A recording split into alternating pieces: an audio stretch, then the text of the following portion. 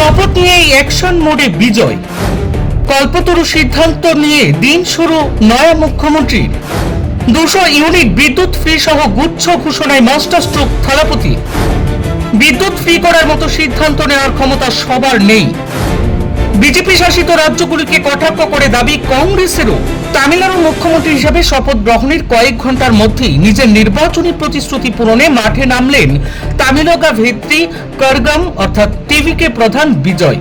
দায়িত্বভার গ্রহণ করে তিনি গুচ্ছ গুরুত্বপূর্ণ ফাইলে স্বাক্ষর করেছেন, যার মধ্যে সাধারণ মানুষের জন্য 200 ইউনিট পর্যন্ত বিনামূল্যে বিদ্যুৎ পরিষেবা প্রদানের বিষয়টি সবচেয়ে বেশি গুরুত্ব পাচ্ছে। নতুন সরকারের গঠন হিসাবেই জনগণের জন্য বড় উপহার এই বিদ্যুৎ ফ্রি। প্রথম ক্যাবিনেট বৈঠকেই মুখ্যমন্ত্রী বিজয় রাজ্যের প্রতিটি পরিবারের জন্য মাসে 200 ইউনিট পর্যন্ত বিনামূল্যে বিদ্যুৎ দেওয়ার প্রস্তাবে অনুমোদন দেন। এই সিদ্ধান্তের ফলে রাজ্যের মধ্যবিত্ত ও নিম্নবিত্ত পরিবারগুলো বড় ধরনের আর্থিক স্বস্তি পাবে বলে ধারণা করা হচ্ছে।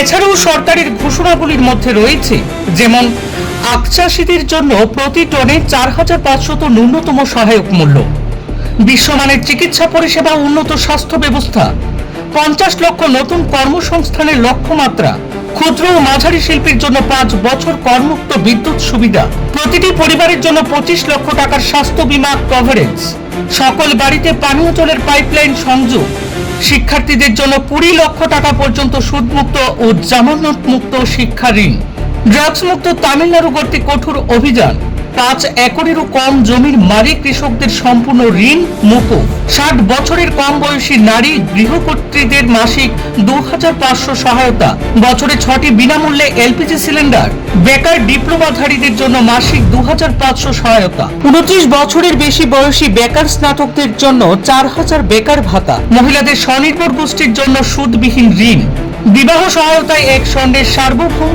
ও রেশম শাড়ি, মানসম্মত শিক্ষার জন্য বিনামূল্যে আবাসিক বিদ্যালয় স্থাপন, পাশাপাশি নারীদের জন্য সরকারি বাসে বিনামূল্য যাতায়াতের সুবিধাও অবিলম্বে কার্যকর করার নির্দেশ দিয়েছেন তিনি।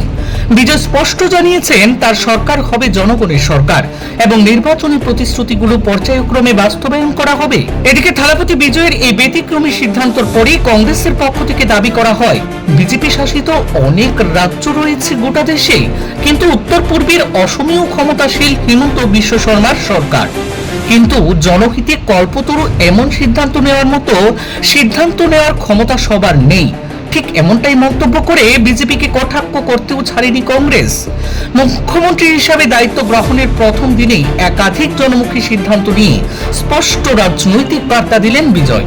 নির্বাচনী প্রতিশ্রুতি বাস্তবায়নের পথে দ্রুত পদক্ষেপ করে তিনি যেমন সাধারণ মানুষের প্রত্যাশা বাড়িয়েছেন, ঠিক তেমনি জাতীয় রাজনীতিতেও শুরু হয়েছে নতুন বিতর্ক রাজনৈতিক চর্চা। এখন দেখার বিষয় জনগণের সরকার গড়ার যে প্রতিশ্রুতি দিয়ে যাত্রা শুরু করলেন বিজয় থালাপতি, আগামী দিনে তা কতটা বাস্তবে রূপ পায়।